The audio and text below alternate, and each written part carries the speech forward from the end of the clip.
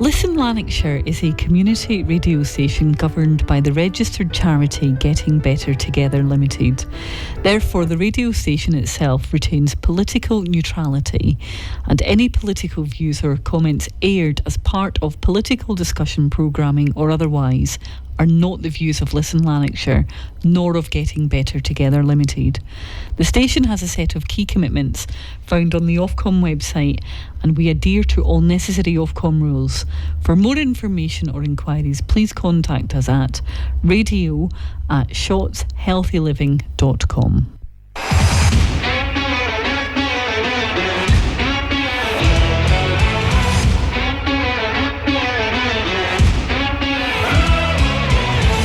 Good evening, folks, and welcome back to What's the Point, the podcast where political spin gets flattened faster than emotion ruled incompetent in North Lanarkshire.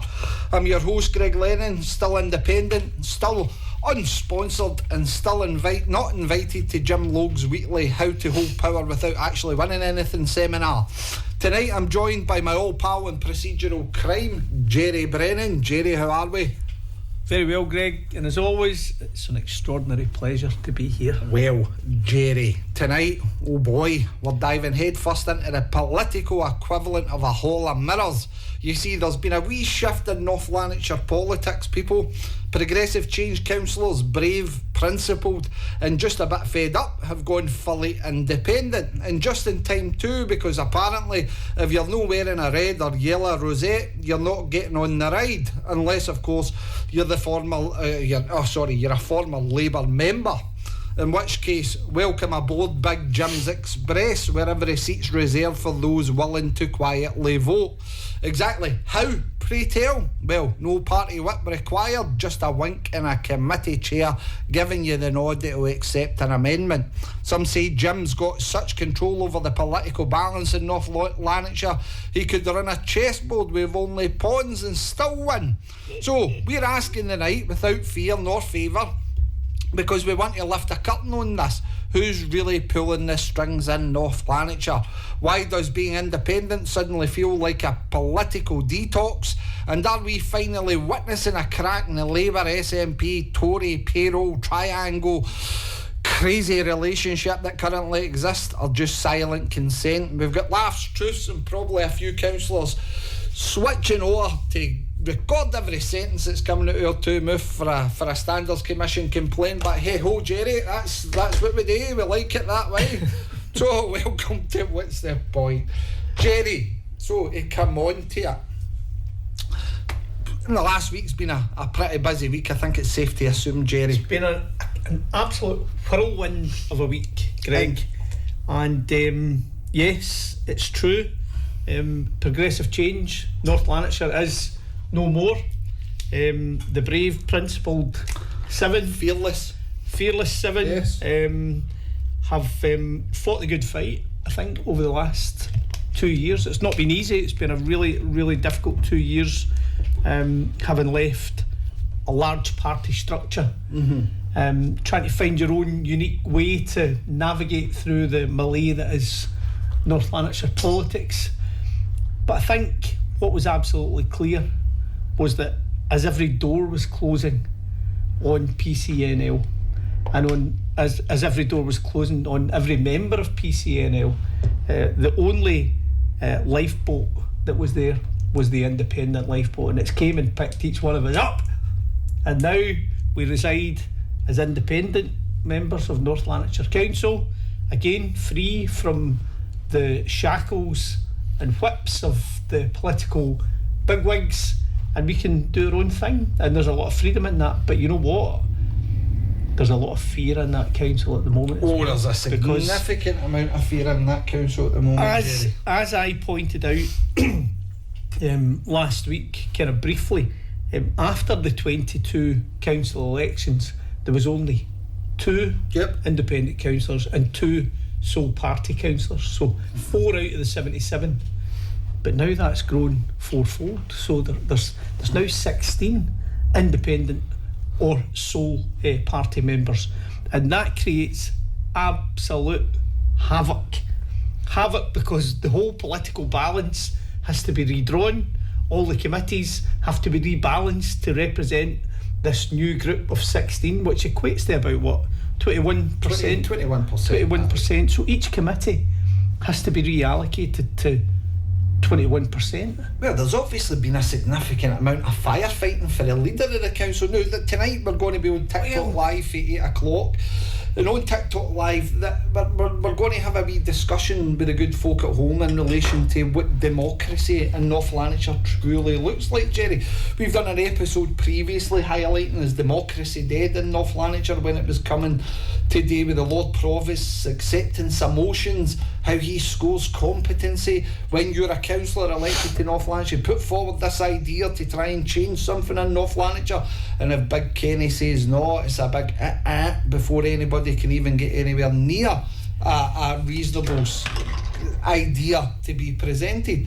So we've spoke about this, but really in effect I think we're seeing a complete, what would you say, intensification anti-democratic process in North Lanarkshire now. It feels like it. Yeah, it's rather bizarre because the full machinery of the council is definitely working against us. It feels like it. It's because it's never been done before. North Lanarkshire have never experienced anything like this. Not in these numbers. Yeah. Not 16 out of the 77 who are there, because the way the numbers are fixed, it could well be that between certain groups and our group, then the administration would lose.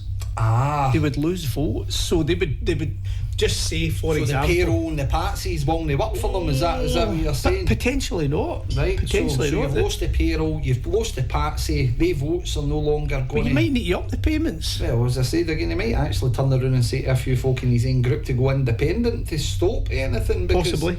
That's another strong possibility. Possibly. Because he is the leader, El Presidente.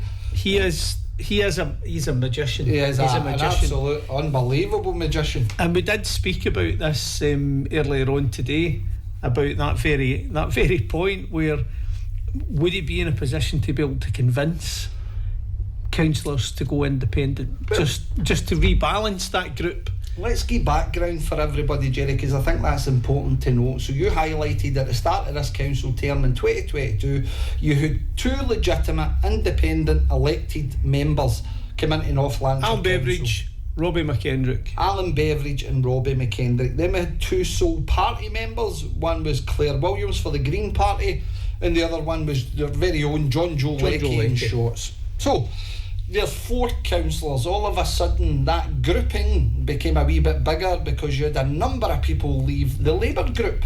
So with Angela Campbell and Bill Shields. I think Bill was Bill first to leave. I think Bill was first to leave. Mysterious. No, we still don't know what happened. But again, they find a home within the independent group. Yeah.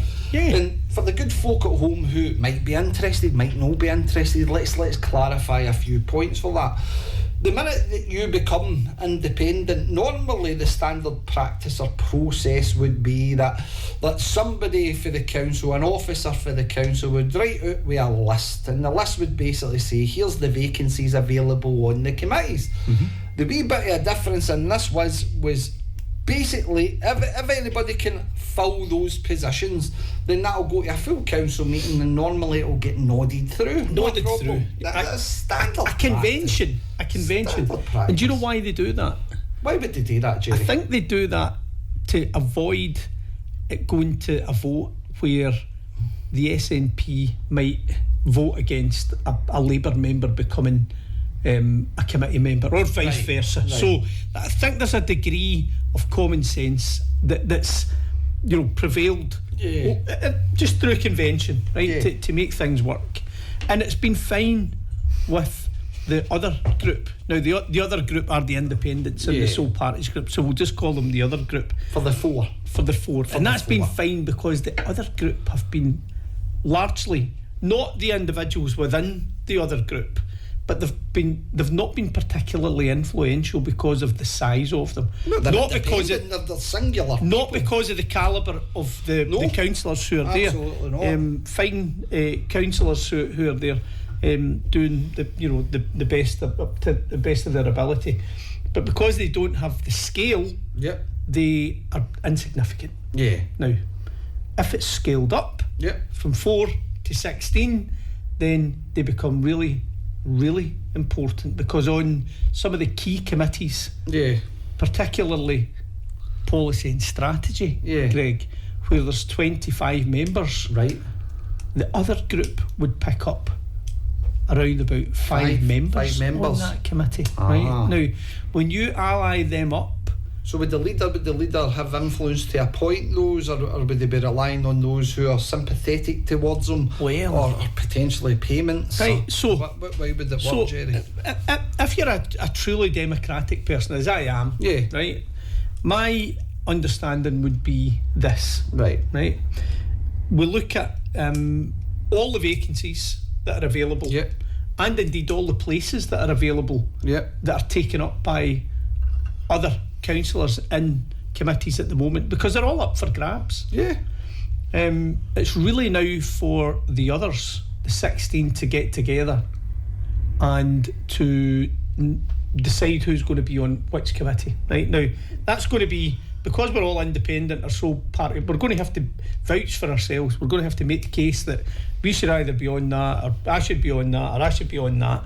And that's just the way that it goes. And once we've decided that, Which would be the fairest democratic position to take in relation to... no outside influence. None at all. Why Messing should around there with be? Because this is a point, Jerry. You and I go to that full council. We actively talk about various councillors on this show, and we talk about levels of power and control and various other things, or else levels of stupidity that exist, especially within the opposition. So if it's a case that we don't like, let's say, the leader, the SNP group being appointed to a committee, I mean, you're going to be able to turn around and say, here, by the way, we don't think that appointment's appropriate. I've never been able to do that. Well, that's what I was going to say. It's rather bizarre. So why would you flip that round its head and have an expectation that these political groupings are going to choose? If I was a political cynic, which I'm not, I'm a very, you're not, I'm never very, been. very positive I am. Person, I would suggest that you might want to do it to ensure that you retain control. Retain control.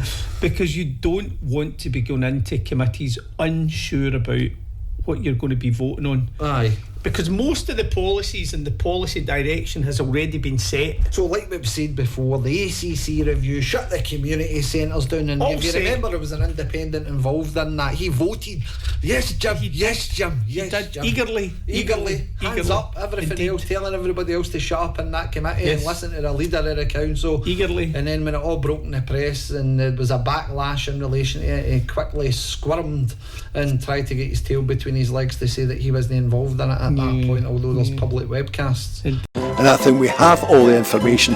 On the basis of that, I think it's now incumbent upon us to make a decision. So, Alan. Thanks, Convener. I take it you have now moved to the vote, so there'll be no more discussion on the amendments or the recommendation. Thanks. Beveridge.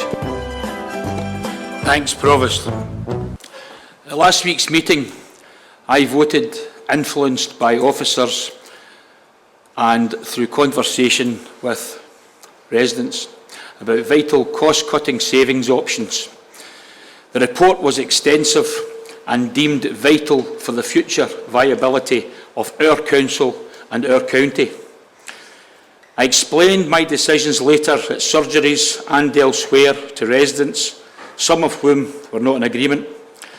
On Tuesday, I read a press release from the Labour Party headquarters stating that the decision had been reversed and all centres would remain open during the administration. I welcomed that decision.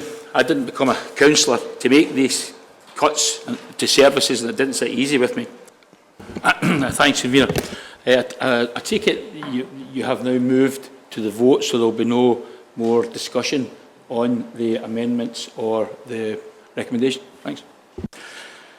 It would thereafter appear that there was more information available than was presented at that meeting, and I presume, therefore, at a future meeting this other information would come to light.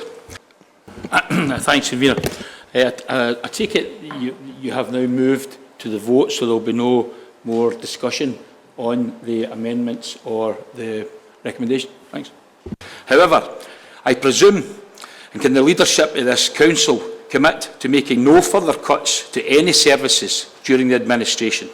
In any case, we need to be able to trust the leadership of this council. It should be led by elected councillors and not political parties, and certainly not by political party leaders. That press release last week sets a precedent that I personally find very disturbing for the future of this council. I support the motion.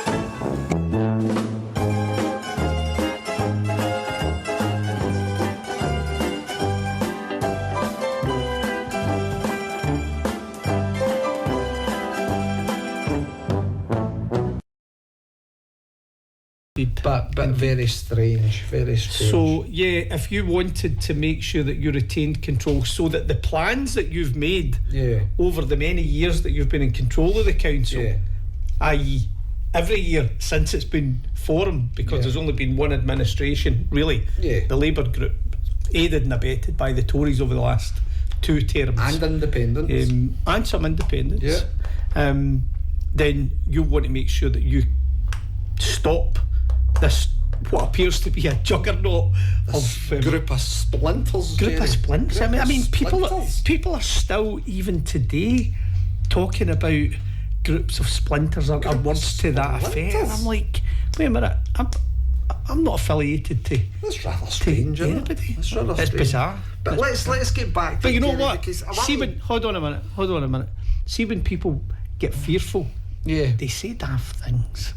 They say daft things, and they put things in emails and they put them out, and other people are reading them just going, that's really strange, isn't it? Really strange. Bizarre behaviour. So for the good folk at home, when we come on to TikTok Live tonight, we are talking about democracy. What is your viewpoint of democracy? When you elect a councillor in North Lanarkshire, do you expect them to be standing up for you and representing you, or do you expect them to be getting blocked at committees and blocked at every avenue in relation to the council and process?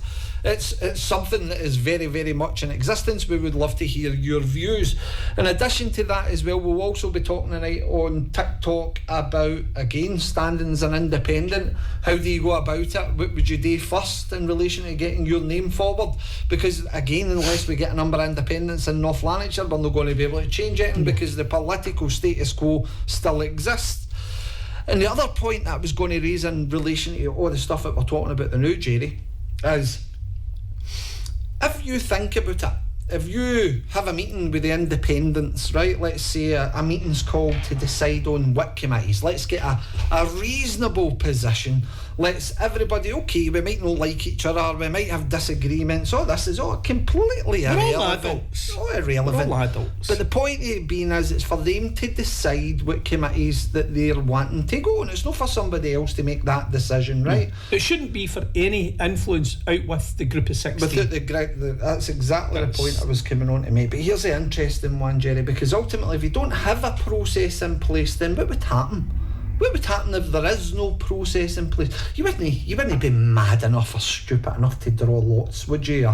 Or expect a flip of a coin or something like that to decide on how people are going to sit on these different structures. I think in these days, especially with 16 of them. Yeah, I mean, that would strike me as being a kind of antiquated way of doing it. I mean, you draw lots at the point after you've exhausted 2 or 3 people in the same position, and you can't come to a decision. But you've exhausted every other democratic option. Would it be at any point an officer's responsibility to allocate that committee? Would you think the officers would even entertain the notion? I don't think officers would. Do you think officers would even open up a nomination process? Surely not. That's not in the political sphere, surely. I don't think officers would enjoy being in that political. I don't think they would either, because they're not paid for it, they're not responsible for it. So it's better to leave.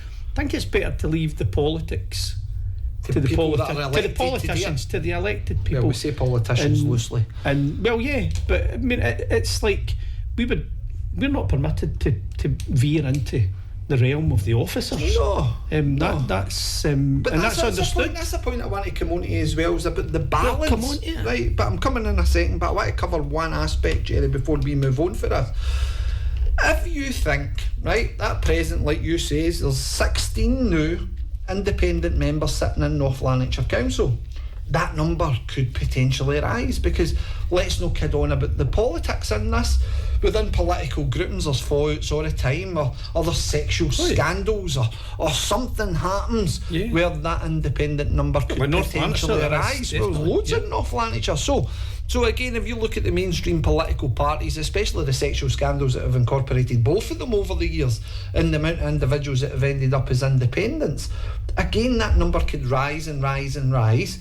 And ultimately, if you don't have a process in place in there, then how do you make sure that the process is fair and democratic for every member that's going to find a home within the independent or other allocation? I think you have to apply the natural principles of democracy, right? Okay. No external interference beyond the group themselves who are being asked to come up with a plan to take to council on the... Is it the 11th? The 11th. On the 11th. And I think those 16 individuals will be more than capable of bringing forward a cogent proposal to council, for council to nod through, because that's generally I always remember talking to Alan Beveridge years ago, Jerry, and Alan Beveridge always saying that he wished it was more independence to have a very firm footing in relation to the council and deciding on committees and various other things like that.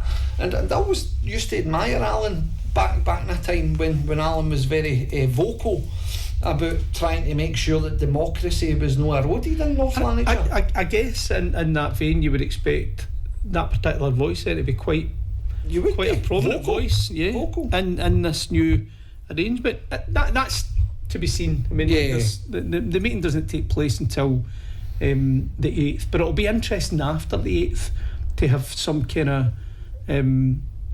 overview of that, because this is all about political education. I think everybody should tune in that day to the full council, because that's definitely going to be an interesting event. It's going to be a very interesting event, because then we'll see if democracy truly exists in North Lanarkshire, or whether it's a case that the leader of the council will shut down El Presidente and his cohort of rapscallions and shysters.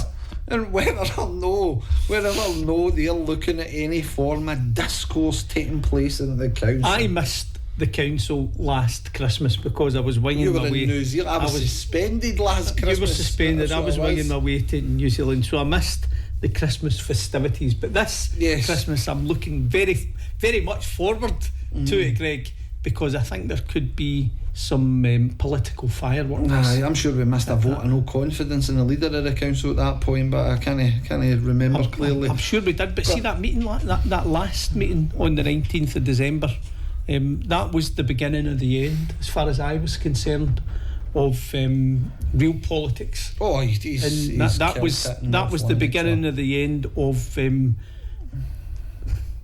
standing orders being used and abused, and effectively now put to bed until 2027. So that comes on to the next point. So for the good people at home, and again, if you want to stand for North Lanarkshire, Jerry, why would you do it? What is the real reason why you would stand? Because ultimately you're going to start off with the best intention. You're going to want to stand up for your local area, become a local champion, try and get either resources or things done in your area. You're going to want all these different things to happen. But I think you do. I mean, that opens up a nasty wee can of worms, actually, Craig, because if you're an independent councillor, or you're minded to be like Alan Beveridge or Robbie McKenzie. Alan again left the SNP group. He was part of especially a significant part of the Yes campaign in Airdrie.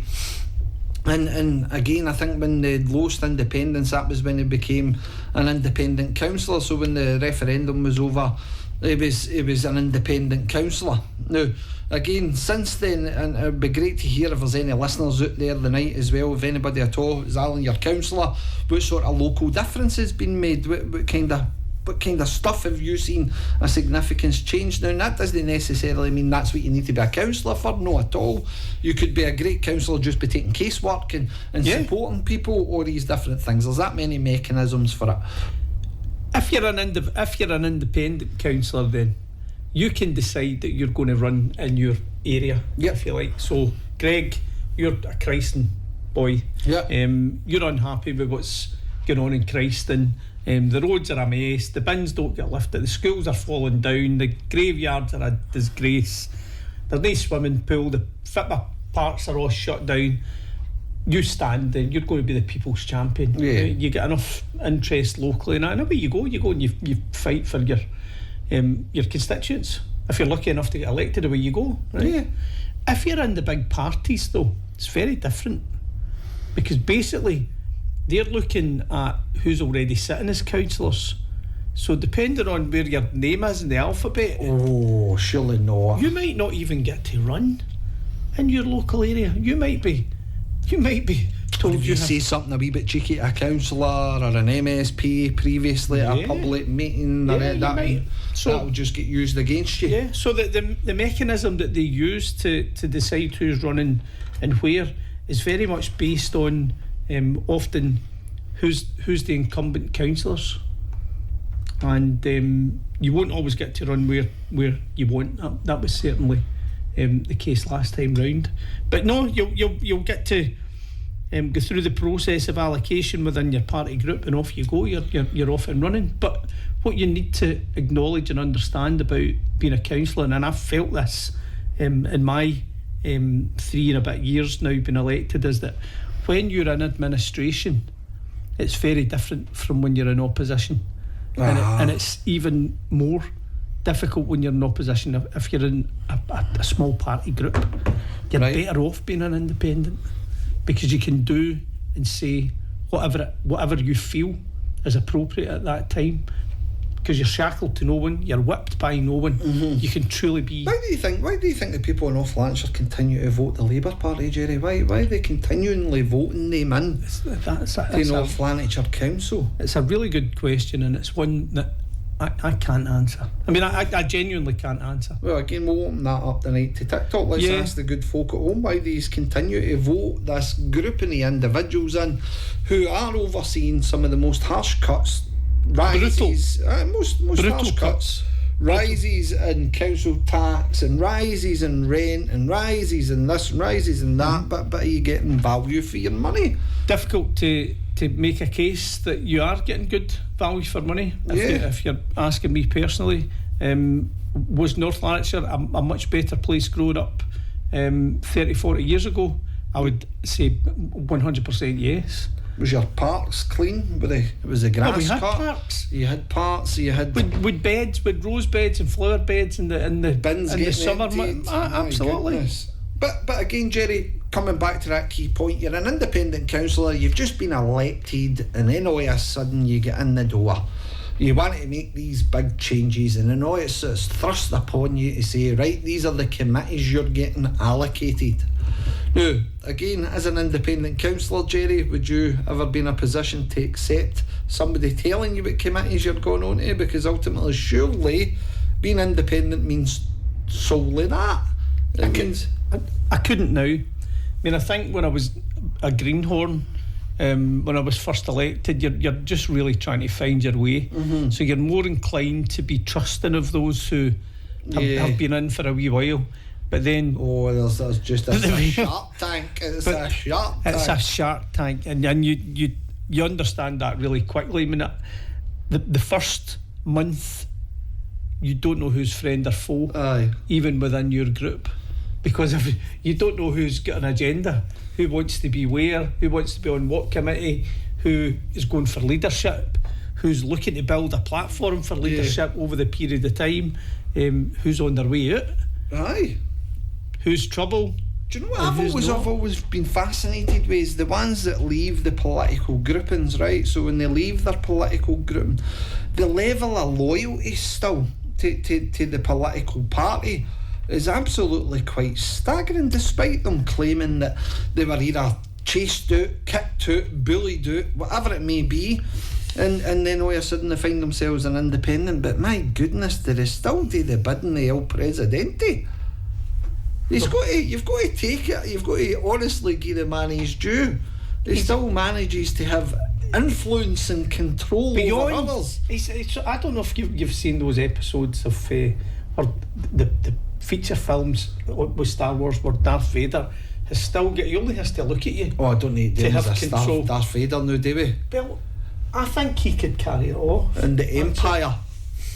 He just put a black helmet on him. But he seems to have reached way beyond what normal leaders have. So Kim Jong or I remember back, right, and as I said again, I'm not going to go into too much detail, but I remember back into 2017, Jerry, when I was first elected. Come the end of that, I think it was 2021, potentially going into 2022.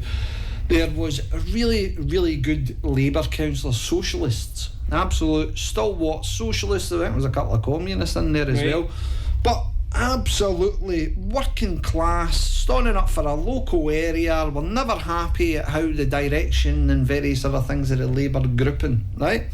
And those individuals ended up becoming independent as well for the final year or whatever it may be in the run up to the election. Right. And I always remember the treatment that they claimed they received, and that was while in there. Right. And it always struck me that again, that Labour Party sort of machinery within the council, they'd found that especially when it came to briefings and things like that, or information that was being requested, Jim managed to somehow put blockers on it and managed to stop these different things from happening. Yeah. And as I said again, I would just always look at it. Now, don't get me wrong, they would tend to abstain when Labour were voting on something or a vote was coming to a critical thing. But you look at it now and you look at the independents that are in existence right now, they'll still vote with a Labour motion, they'll still vote with whatever. And by the way, it's their prerogative to do so, absolutely. They can vote whatever way they want.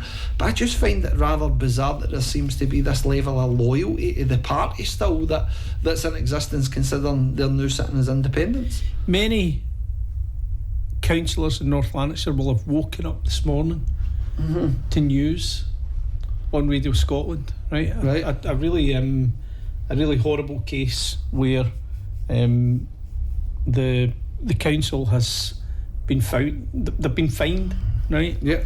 And it was to do with foster care and support. I've seen that article tonight. Yeah. Now, that is national news. A settlement has been agreed, apparently. Yeah. An out-of-court settlement. There's no non-disclosure agreement, no, as I understand it, because the chap was on, the father was on the news. Was on the news today. But as elected members, quite disgracefully, quite discourteously, quite disrespectfully, councillors weren't briefed about that. No. Another out-of-court settlement in this council. Councillors weren't briefed. Another out-of-court settlement. And again, that hasn't came for any scrutiny or oversight. They weren't briefed about the budgetary aspect, because that money is going to have to come from somewhere, Greg. Your council tax. Your council tax, quite possibly. And councillors are going to be asked when they're out and about what they know about this case. And most of them are going to be saying, well, I know absolutely nothing. Now, for the good folks at home, you'll remember practically in the summertime there was a very high profile court case involving North Lanarkshire Council and Amy Highways. And in that court case, it was reported that North Lanarkshire Council settled out of court for the tune of £34 million. Now, that was the reported figure in the press. Now, we fast forward and we get to a stage where, again, there is more out-of-court settlements. How many out-of-court settlements do you think North Lanarkshire goes through on a weekly basis? I was watching the last policy, it was the Finance and Resource Committee. I was online, I'm sure. And Councillor Robinson and Councillor Gary... No, not Gary. His name escapes me now. He's kind of taking over the finance kind of spokesperson. Or Johnston? No, Councillor Johnston. They were bemoaning the fact that they didn't know that certain things happened under their nose without them But being where's the told. leadership being told again? about This it. is the bit about it. You've got an out-of-court settlement today, and the same calls we were making when it came to the out-of-court settlement that was reported in the press regarding Amy.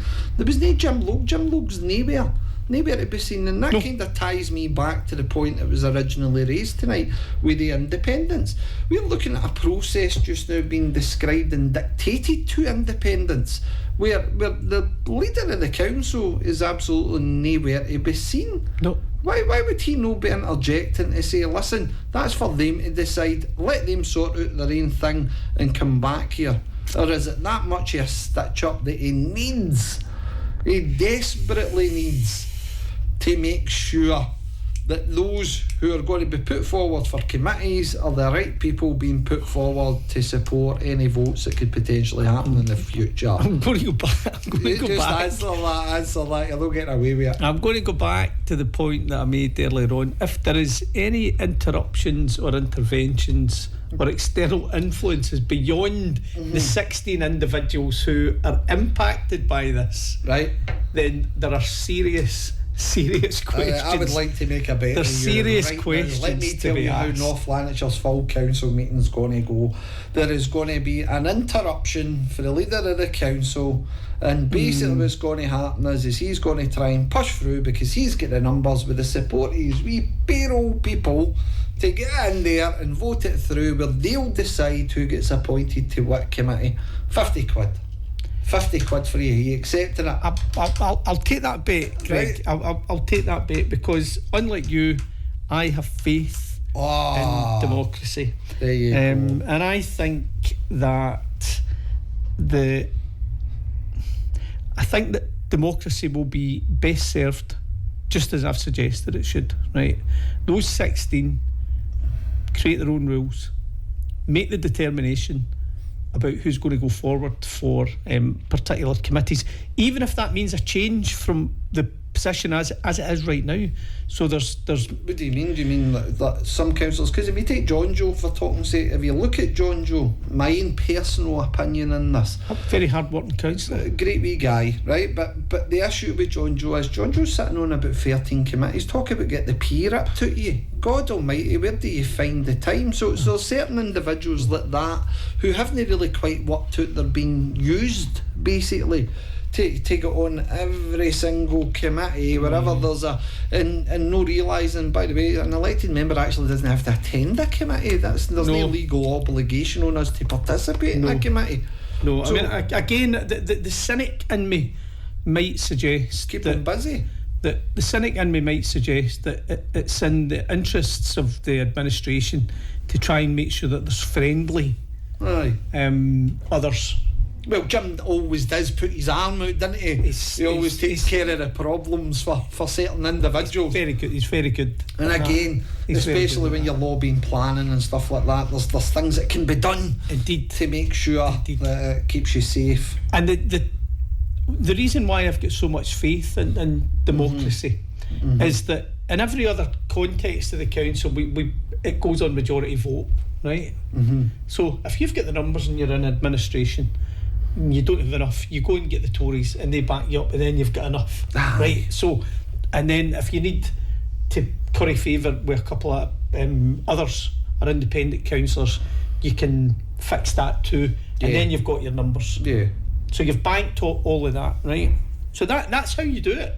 It comes up with something about how do you explain that to your group? I just can't understand how your group's sitting there nodding along like the dog and saying, "Nae bother, Jim, you give all these other people promotions, and really in effect you're telling us in our group." But that Greg, you've that's got the skill democracy. set." That's democracy. My The goodness.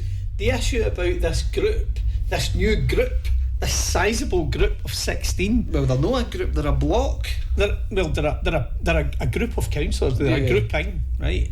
But because there's 16 of them, and because they can be so influential on some of the big committees, that number is terrifying some individuals within the council at the moment, because they have recognised, in fact one of them recognised to me today, that those who would potentially vote with Jim on many things. I'm not saying they would vote with Jim on everything, but they would vote with Jim on many things. Yeah. But they find themselves not in a position where they've got a majority.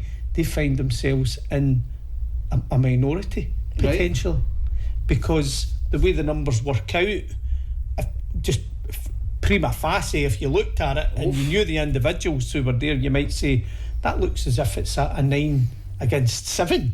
Aye. Or, 8 against 8 at best, but more a 9 against 7. But that's democracy. You just have to Same way you walk into every committee. Yeah, Every you have committee, you need to accept that the fact that the political groupings and those on the payroll will vote against you. The ground's shifted. The ground's moved. It's right? pretty strange. And when it moves, things change. Aye. From an officer standpoint, but surely you want to go in there and listen to reasoned and good debate. Surely you want to get in there and participate and advise on the basis that, here, listen, this is all for the betterment of North Lanarkshire. Yeah. If the politics is healthy and the discourse is good, then surely the ultimate beneficiaries are the people in North Lanarkshire. I think what we need to do is get back to a position where that is the case, because right now that's not the case. An interesting thing, I had the opportunity today to look through all webcasts, and I went all the way back to the very, very beginning of when the webcasts were there, and that was like in 2018, the very first one.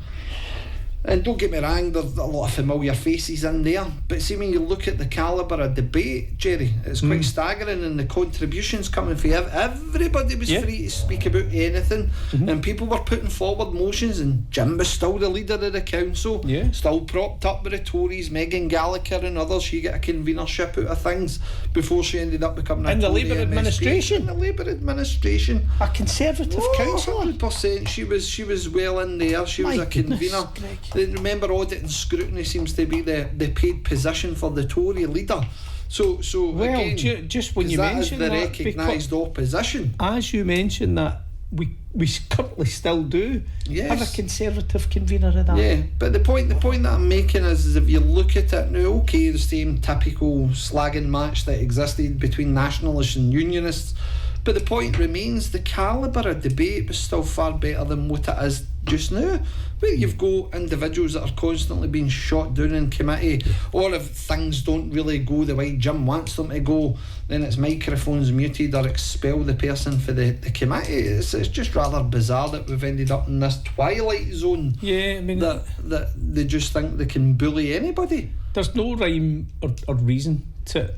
I remember during lockdown even watching council webcasts, and the calibre was still high. The debate was still strong, whether you agreed or not.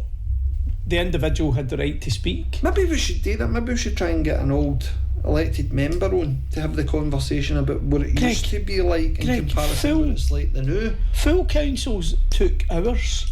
Aye. Full councils took hours. That last full council took how long? Minutes. 6 minutes. 6 minutes.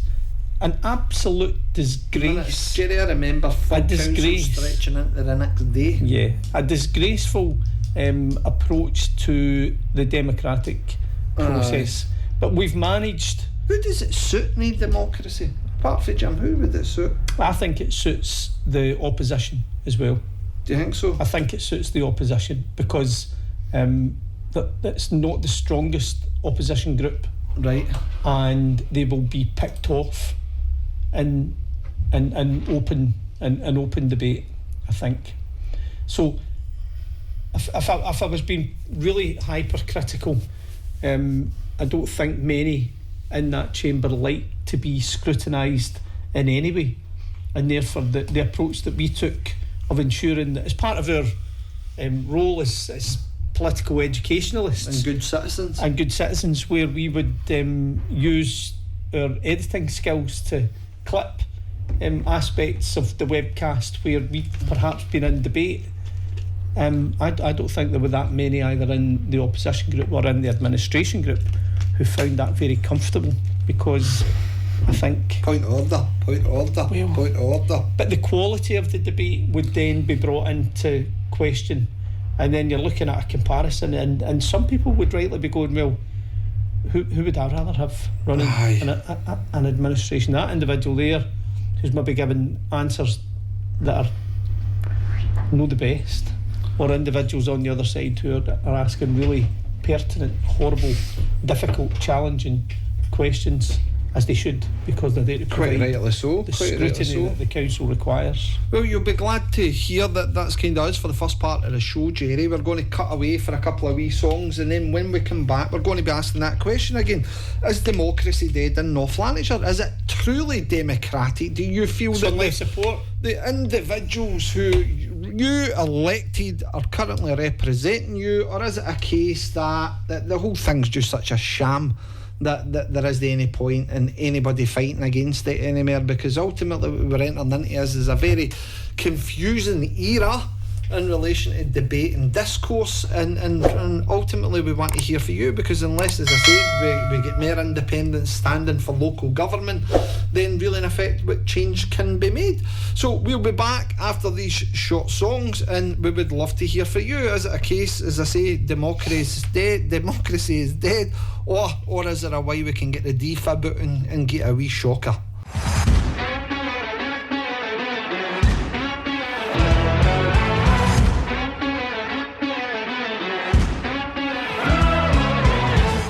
Back to What's the Point, the number one political podcast in North Lanarkshire, and that is us now live on TikTok as well. So as we were discussing earlier, we wanted to come on to the subject: is democracy dead in North Lanarkshire, or is there still life in the old girl yet? Can we get the defib out, Jerry? 20 mil a democracy stat straight into the veins and get this kick started, because ultimately what we've got is individuals within North Lanarkshire that's hell-bent in relation to the democratic process no reaching its conclusion. I sadly have to agree with that, but I do think there's room for change. I think this new structure, this new entity that has emerged, this, we'll call it the third way, Greg, if you like, the third way of independent councillors or others, if you like. I think that presents an opportunity within North Lanarkshire to reboot things. And if you've got the numbers and you've got the political will and you've got some public support, I think there are decisions that have already been made that the administration would like to think are parked until 2027 that could be revived and brought back to the chamber, to be discussed. And I'm talking specifically about the governance review and the debate that did not take place prior to the report at the September Policy and Strategy Committee, where it was ridiculously voted through even after we'd moved on to another agenda item when you were ejected, and an amendment was brought forward before a paper was. It was absolutely shambolic, and that was good enough. It was good enough to get it through. So we can do much better, and I think with the political will, a fair wind, we've got an opportunity to make positive changes. So tonight then, that's the question. The question is, do you think that in North Lanarkshire democracy is healthy, or is it a case that we're still going through the motions? And the other question I posed just before the break as well, why do we keep voting Labour? Are they doing a good enough job that people honestly think that Labour is the only administration that should be in North Lanarkshire? Or is it a case that, I don't know, is it a case for a change? What's people's thoughts? And if you're on TikTok now, please leave your comments, because we're really interested to hear your views on the Labour group. So what we know about Labour is that there is one Labour Party, people. Let's not be fooled by labels that it's the Scottish Labour Party. That's what I was going to say. I think we need to stay away from Westminster Labour, Scottish Parliament Labour, and really just hone it right down to local government, because ultimately your council is run by the Labour group with it's run by the Labour group with the Tory coalition. The point I was trying to make is The Labour Party, the brand of the Labour Party, is so tarnished now.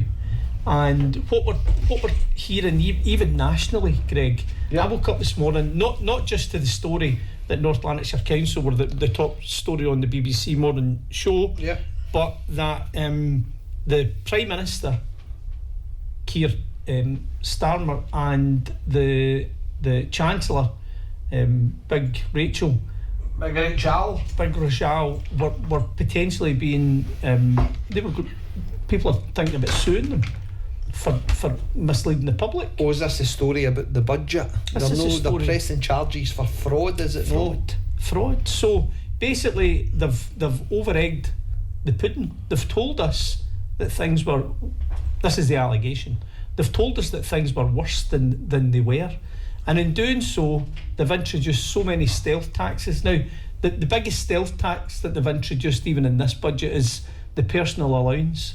See, because wages have increased slightly this year, that means that you're brought into tax earlier. So you think that they haven't raised taxes, and that's great, well done Labour. Because the personal allowance is left as it is, you pay more tax just by that very fact. So the personal allowance should effectively grow with wage inflation, and it's not. So these stealth taxes increase year on year. So if they keep that personal allowance at 12,500 for 3 years, and average salary's got 10% over those 3 years, you're just paying more tax. There's a great point there in relation to the Labour group in North Lanarkshire. So the question again was, why do we still keep voting them in? And somebody highlighted that we don't keep voting them in, they keep finding their way into position, and that's the difference. Now I'm going to, where was it? Jadduff, there is no democracy. Most of Lanarkshire voted them out last election, and here we still are. Are people getting scunnered? Do you think, Jerry? Do you think you keep getting scunnered that you think you're voting in somebody to come in and change the administration in North Lanarkshire, and yet you end up with the same old Tory Labour coalition? No ideas, no new stuff. It's just the same old, keep power at all costs. What do you think? And make sure Nathan gets in the Wishaw press, because he does like a photo of a ball. He does in fairness. It does in fairness. But no, I mean, when I'm out and about, people talk to me about how depressed they are with the state of politics, and in particular the state of local politics. They just think Labour run the council. They don't genuinely believe that anyone else has any opportunity. And I think the last time round there was a yellow and black wave of optimism, but that quickly hit the buffers as well because of the conduct of we're at a point there as a granddaughter. So even when somebody else gets into power, they find a way of messing it up. And who's left there in the... So this is a legitimate question to Labour voters, right? It's a legitimate question, and I'm not trying to belittle how you voted, but how does it feel knowing, because the majority of people in North Lanarkshire come from a traditional mining background, your family were miners or involved in the industrial past. My mum worked in the hospital, my dad was a digger. How does it feel to know that your Labour group is hell-bent on any retention of power that they're prepared to do a deal with the Tories? I just find that absolutely staggering. I think that's a fair point there, because ultimately, again, if I was a Labour voter and I seen that they just basically clung on to power and done a deal with the Tories again, after 5 years previously, which again seen the cuts to Kilbowie, changes to the bin uplifts, everything else that they've done away with nurseries for plant growing, planting areas, everything else, and festive lighting, everything. God, we're even at fireworks now. We're not having fireworks displays because Labour and the Tory have decided that they're not doing it anymore. I think it was really hard. I grew up in North Lanarkshire. I grew up in Bellshill, and then I moved away to go to university in the States. When I come back, I lived in the East in Edinburgh and Midlothian sort of thing. So I was away for a lot of years. And when I came back, I left Scotland the first time when I was about 20, right? And the Craig had just shut. Stuart and Lloyd's had shut. North Lanarkshire was decimated. Aye. And when I came back, to North Lanarkshire in 2013, I wasn't really involved in politics. Got involved a wee bit in 2015, 16, and then in 2017 I found out that Ravenscraig had a Conservative councillor. Aye. I could not believe my eyes. They had Staggering, Ravenscraig had a innit? Conservative councillor, and I was looking out in the shed. That bought a house in Bellsill, and in that old shed, the man who owned the house before me had kept the newspaper cuttings, and he'd put them on the window, and it was pictures of the Craig. And I looked at those pictures of the Craig and the towers as the towers as they were coming down, and I thought about that. Yeah. A Conservative. So last week we had the discussion about the biggest economic driver in North Lanarkshire, and the biggest economic driver is house building. And with all these new houses, if the average house price is about 300,000, 400,000 pounds coming in, then really in effect Ravenscraig's a prime example of how that works, because the dearer the house, traditionally a Tory voter. So if it's a case that these people were coming in, then that's where the vote rise is going to come. So I think that Ravenscraig's a prime example and a model that should be shown to the communities across North Lanarkshire. When you're building these expensive homes, then ultimately you're going to get people who are Conservative voters, and that's where the vote is going to lie. Doesn't necessarily mean everybody wants to see Nathanstone in the Wishaw Press standing next to a bollard with a sad face, right enough, but I'm sure if you're a Tory voter, that may appeal to you. Well, perhaps it will appeal to you. It'll be interesting this time around to see where those Tory votes go.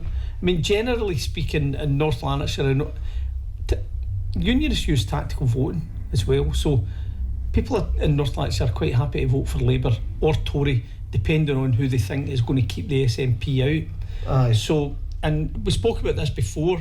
The Labour vote is probably less recognisable now than it was 20, 30 years ago, because unionism has really infiltrated the Labour vote as Scotland has become more binary. Aye. So if you're a Conservative, you'd probably welcome in the Labour Party. I've been corrected, Jerry, and Chris Dott, a good pal of the show, says that Nathan only appears outside train stations and hospitals. So right. I've got it wrong in relation to a bollard. I apologise if I offended anybody. And the other point that he raised was 350,000 is an average house price. Who's getting the money for that? Now, let me tell you, those living in spam potentially have got the money for that, because ultimately the average house price across North Lanarkshire has risen exponentially. And again, the more houses that we continue to build and people keep coming out here, because it's a fantastic venue for commuting, you've got to be honest about that. You're working in Edinburgh, working in Glasgow. The M8 and transport links and motorway links are absolutely ideal. So again, if you think about it, as strategically placed, there is no better position than North Lanarkshire. Greg, the average wage in North Lanarkshire isn't even 30 grand. Right, so let's scale it up. Just say it is 30 grand. It's not, it's about 28, 29. But even at 30 grand, if you're going for 3 times your annual salary for a mortgage, you're nowhere near 350 grand. No. You're not even hitting 100 grand. So how is it affordable? Exactly. How is it affordable? Are we living in Hawk? Are we living beyond our means? Are we living in Spam Valley? Are we living in a position where we are 1 or 2 pay slips at best away from the bank coming to take your house away? Well, that's always been my concern. If you're building all these houses and the valuation of these properties is absolutely staggering. As I said, I go back into my own ward area of Gartcosh, we've got property prices now averaging £400,000-500,000. So if you're selling houses £400,000-500,000, what happens when the backside collapses out the market and the houses? You end up with loads and loads of big properties that are vacant. We've seen what happened in Ireland. We've seen what happened in Ireland. It happened in Ireland, it happened in areas of the States after the 2008 crash. Florida in particular, all these huge big houses left empty. Many of the housing developments just destroyed because they Thanks very much for confirming that, Chris. So we just did a Google search and the average house price in NLC is £250,000 to £350,000. There you go. But way beyond the reach of the average worker. If it's a single person working, even at 3 times their annual salary, they wouldn't even be kicking Aye. £100,000. So, But this is what we're seeing. We're seeing a cross. What are you getting for your money now? Is Labour and the Tories and that beautiful coalition a madness? Is it something that's delivering for you and your family? Again, if you even look at the time capsule, we look at all these different other places that Motherwell had, the Aquatech. yeah. And then we look at Airdrie swimming baths potentially closing still, and it's back again, and it's closing again. Where are we this week? I don't really know, but these decisions that's constantly being made by the administration, North Lanarkshire Leisure, to our community facilities and gym and recreational sites, are they able to compete with these sort of priced gyms that are coming in open 24 hours? You seem to be getting more value for your money than what you're getting at your local council gym. I just find it strange that under this Labour-Tory coalition that this is where we're ending up. Or is it managed to decline, Jerry? We talk about that Well, often. no, I mean, I've heard individuals in the chamber admit that it's managed decline. If you want to make a case to close a service, then make it so bad. Don't refurbish it. Don't spend any money on it. Don't have any meaningful cyclical maintenance. Have broken windows. Yeah. Then you construct ways to measure how little use of that service it is. You then, once you've run it down into the ground, you do a footfall count, and you say, well, it doesn't pay its way. It doesn't pay its way because you've designed it that way. And it's the same thing with football pitches, like the grass football pitches. All they need to be is cut and lined, and look after the pavilions that were there. But if you don't look after the pavilions that are there, and the leagues insist that you have to use the pavilions and have toilets available for people to go, otherwise your game's void. So you don't provide toilets, you don't provide staff to open the gates. There's a solution to this. There is a solution. Well, there is a solution. There is a solution. Employ people to do it. Look after the pitches. It's a case of that. I think again, if you come back to this idea, the sort of, what would you call that again? What was the money called in relation to the 2% council tax? What was that called? Growth fund. The growth fund. So the growth fund. Now, the way the growth fund works in North Lanarkshire is that basically it's 2% is taken off your council tax that should be allocated. Now this is where you'll hear comments and suggestions like participatory budget and all these different other things that were incentives by the Scottish government. It's a sizable amount of money, Greg. It's £3.4 million. Local people should have a say where that money goes to be reinvested back into local communities. But in North Lanarkshire we did things completely different. We took that 2% to pay repayments or use as capital or collateral in relation to borrowing more money so we could build community hubs. Now the question really does come down to, do we want community hubs or do we want community venues appropriately staffed, venues refurbished and brought up to a standard for modern living, and again to be able to compete with the likes of Pure Gym and others? Because, and there is many private gyms out there, I'm just saying that there is others available, but the point being to that is again, for a council perspective, if you're paying your council tax every single year and 2% of that is coming off, where would you rather that being spent? I'm going to be honest, right? The only community hub that I've ever seen that worked well, right, is in Midlothian, right? And it's the Last Wade sort of project where you've got the high school, you've got the primary school, you've got the nursery, you've got the health centre, you've got the doctor, you've got the swimming pool, everything's there. You've got football pitches and other sports facilities all around it. It's a true hub. Now that will have cost an arm and a leg, and Midlothian isn't a big council, so there isn't going to be too many hubs because they're a lot smaller than ours, so they've built it to scale. We haven't, to my knowledge, built anything anywhere close to that, so the hubs are smaller, and I don't know that they're going to deliver In fact, I don't even know what they're meant to deliver. But see when you look at it, right, you look at it across the board. So Moodiesburn another prime example. New football pitch in Moodiesburn. We're looking at these 3G synthetics getting run out across the authority. Massive income generators for the council. Huge. Right? Yeah.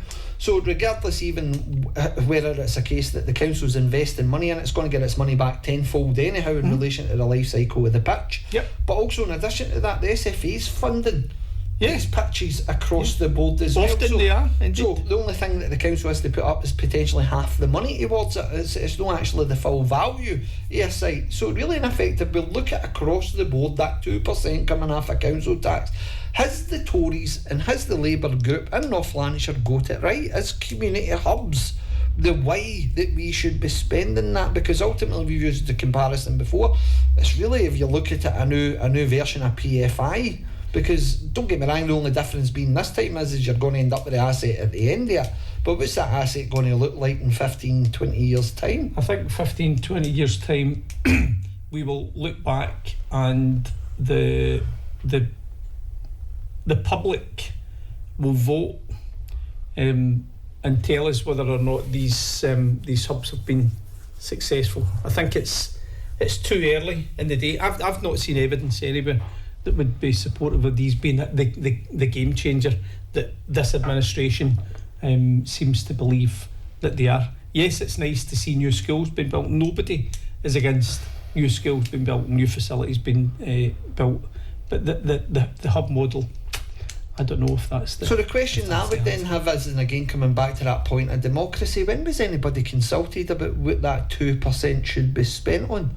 Where was the consultation process in that? That's a good question. Or was that just a case that Jim decided one day that these 2% sort of investment should be going directly to what he thinks? It predates me being at council. And as you go on your journey as a councillor, you pick up these wee bits of knowledge as you're going through.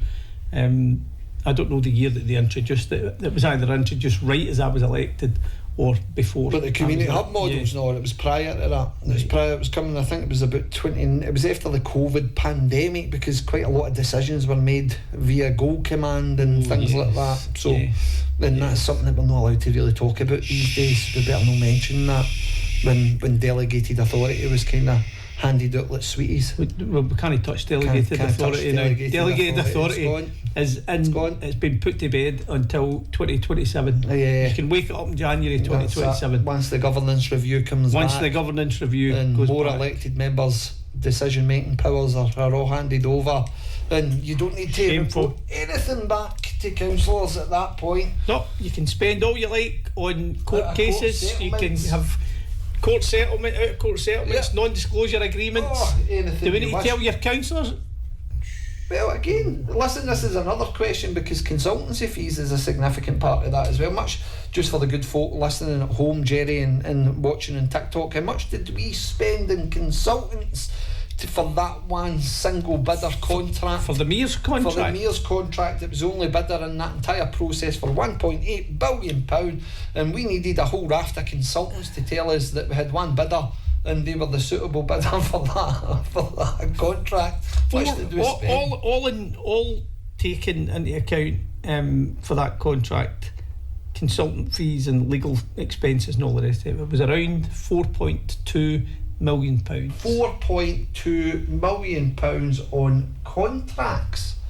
That's quite staggering. What could we have done with £4 million? On external consultants. External consultants. External consultants. So the point would be then is that an annual occurrence, or do we know any more than that? How much do we average out in consultants per year? I had the figure for consultants over a 5 or a 6 year period, and I think it was around about £17 million that had been spent on consultants. I can't remember the time scale, but I remember speaking about this at council one day and asking the council, in particular the Labour group, to support my motion to do what Rachel Reeves told the UK government what she was going to do as a Labour Chancellor, to reduce the spending on external consultants by 50% across the board. And I thought, I'm with Big Rachel. And How much do we spend per year on the Lord Provost Awards?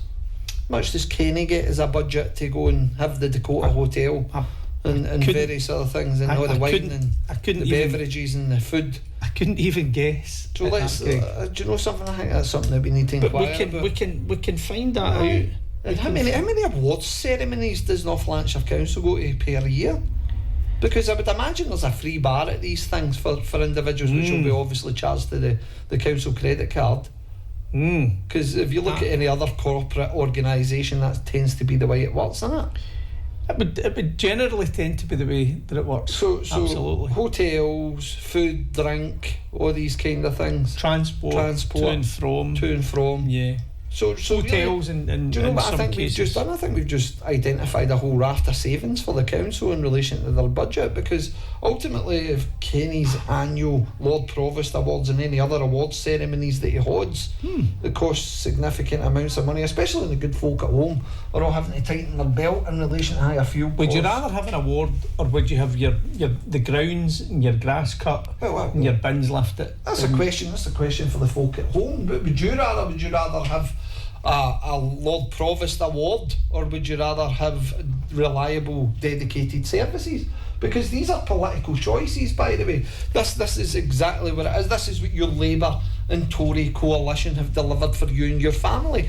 Your council tax is increased by 10%, is going to increase again in 10% by February. Your rents are up. They went up 7% last year. They're going up 7% this year again this year.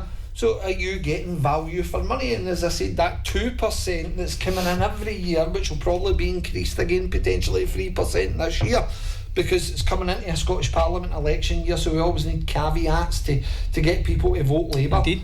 If it's a case that there's a sweetener in there, is that the kind of sweetener that you want, or would you rather have that 3% or 2%, which equates to about 9 million? Is it? So it's for every percentage point increase in council tax, that equates to about £1.7 million. 1.7 million, so let's say 3.4, 3.5 million. So 3% is 5.1. Right.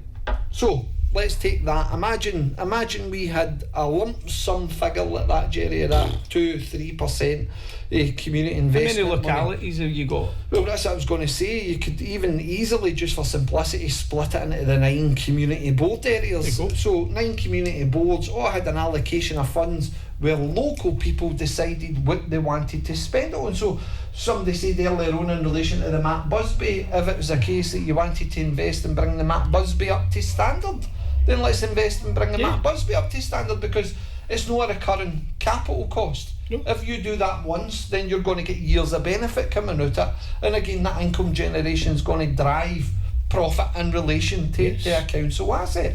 So again, not only are you going to have buoyant council assets, but all of a sudden you've got community venues that are fit for purpose within your local area. It makes absolute logical sense. No, it does. I mean, it's a sizable chunk of money. It's just shy, like between 450. One of the big things you and I deal with all the time is, especially in back roads and country roads and coming into estates or residential areas, why are we not putting speed bumps down? Why are we not doing this? Again, you've got a pot of money sitting there that's coming through your community board. Why not have that discussion? Why not prioritise? Okay, let's have speed bumps. Yeah. Because that money would be available to have these kind of projects.